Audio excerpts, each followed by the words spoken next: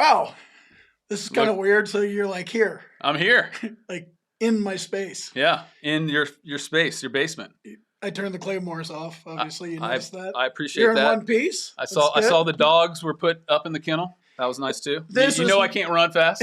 This is not Photoshop. No. Or Final Cut. No. Matt's actually here. I'm here. He's here too. So with that, this exists. This whole beautiful he's in the compound. Yeah, in the basement exists. So today I wanted to kind of walk through a bunch of ratings. This is a claim that somebody got med boarded out, got a bunch of ratings. We'll throw them on the screen. I just wanted to get what your lawyer brain thinks about, where this guy's at and where he could go with it. Yeah, so Craig, this is one you and I were talking about where the guy's at 90. And how often do we hear people say, hey, I'm at 90. How do I get to 100? And if you're at 90, you probably appreciate that VA math is broken. Is that a kind way to say that? Or just completely asinine? Asinine. Yeah. Yep.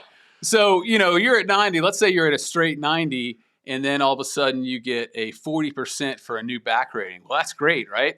But no, that's only a 94% because you only get 40% of what you're healthy, and the VA considers you 10% healthy. So we got this up on the screen here. This fella who's 90% has a host of just all kinds of ratings, lots of orthopedic. And the question is, what can this guy do that's going to be the least amount of effort to get him up, right? Yep. And I think just looking at this, first of all, I'd like to know more about his problems with his orthopedic stuff, like with his knees. He has knee strain, but does he also have instability of his knee? That's one that the VA... Three ratings, right? Right. And so he's got, does he have instability? Does he have arthritis? So those would just be a dime here, a dime there. But I'm sure... is it instability and then flexion and extension? Yeah. Right? So do they combine things or... So that's... Yeah. So, but those are three separate ratings, right? And then in each knee, and then right. Then each knee, and if you've watched the boot camp, I'm sure he's gone through the whole combo. What, not the combo rating? What do you call that? The combining rating or pyramiding? No, not pyramiding. Dang it! Here we are. It's fine. We can cut this out. Okay, we'll cut this out. What is it called? Where you put them together? The bilateral. Oh, bilateral factor. Yeah, it's where you put the bilateral factor together. Okay. And then that actually helps you get higher at the end. But again, and this guy's already got some solid bilaterals. He's got them upper body and lower body. Yeah. How many bilaterals can you have? Just upper body and lower body? Just upper body and lower body, but think about how many joints you have. That's extra 8 points. Yeah. That's huge. Right. I mean, you can get a ton on all those. I think my bilateral factor is just for my feet. So it's probably like 2.3% or something. But when you get close to the end, that matters. Huge. Yeah. Oh, huge. So this gentleman is 93% if you were to do all the VA math together. I look at this and I see that he's 0% for sleep apnea. I got to tell you, I've never seen that. They either deny the sleep apnea or they grant it with 50%. So I'm assuming he's not on a CPAP machine. Right. So, and obviously he's not worrying about the diagnosis of the neck or the nexus. He's service connected. Right. Yeah, that's beautiful. Yeah, no CPAP. Yeah. So I would look to see, can I get a CPAP? Or do I have hypersomnolence? And if he has one of those, that'll bump him up and hopefully get him up to that 95. All he has to get is 95%, and then he goes straight up. He's at 9, right. So you need a 30% or a 50%, done. Right. Sayonara. Thanks. And then the other one I look at, and this is me beating my drum here, if he's 70% coming out of the military with major depressive disorder, that to me is huge. VA does not give away any kind of mental health ratings at all. I mean, they want to deny you straight out. They want to say this is prior to service. They want to say you have a personality disorder.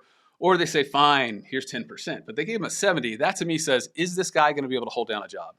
If he can't hold down a job, I'm looking to get him 100% through unemployability just for that. And then... special monthly compensation. Exactly. Yes. And K. And K. Yeah, right. so we kick in... Just to start off with. Yeah, kick in more to start off with because you can show that one disability is 100% or IU and the other disabilities obviously combined to 60. So that's another $300-400 on top of the, $3,500 now? Yep. So 35. That's a great way to go. But so, you look at the knee strains, you look at wasn't there ankle problems? What about GERD at 0%? What's your take on GERD? Not being a doctor or knowing the symptoms, I get it. I did sleep in a Holiday Inn last night.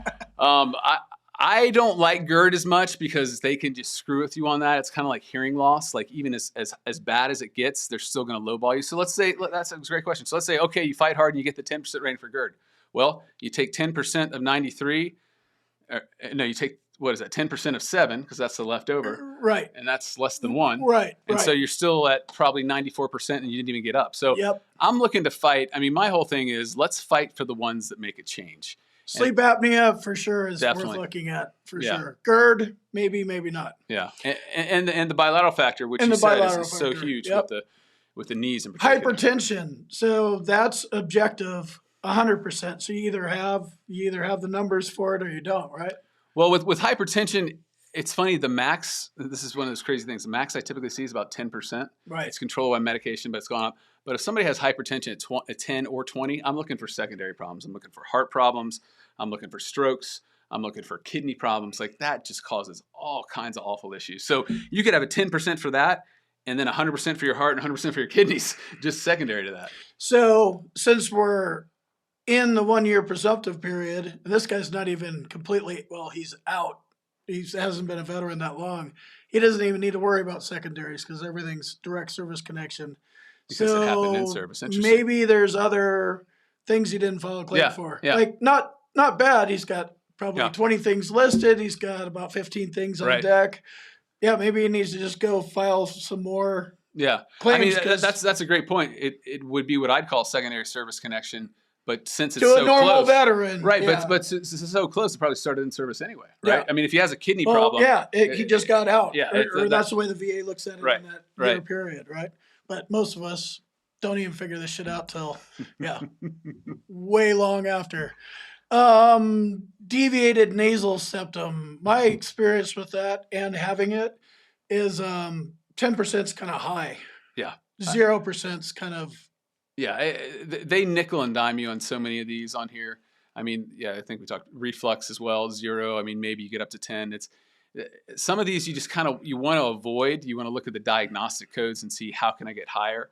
And that's where I would look at, again, we talked about sleep apnea and then the depression. And listen to the path of least resistance, right? Exactly. Like that's why we're making these videos. That's why we do whatever, blog post content.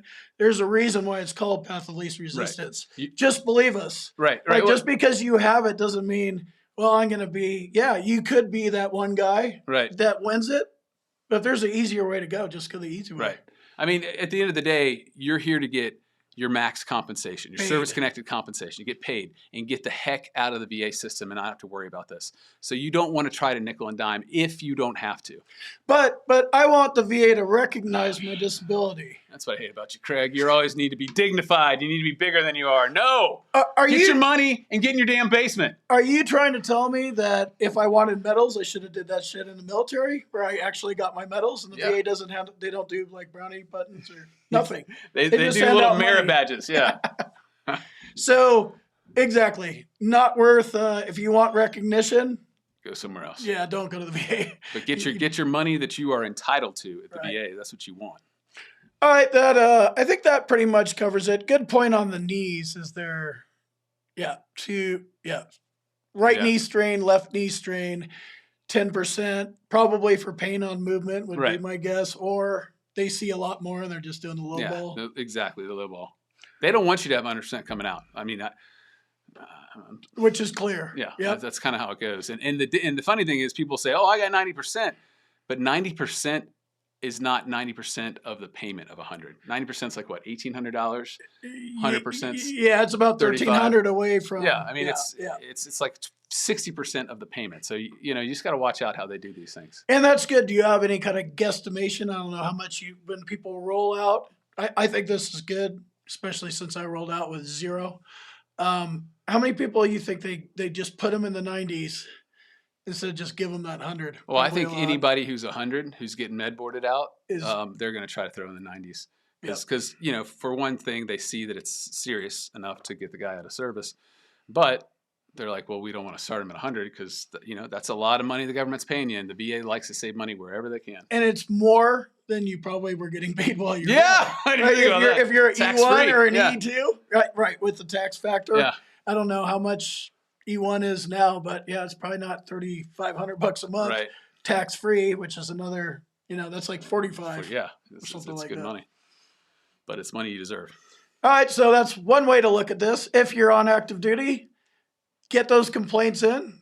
Yeah. Some of this might fit on you. Maybe it won't. Yeah. All right, that's a good one, Craig. Cool. It's good being here. Bye. It'd be awesome if you could just make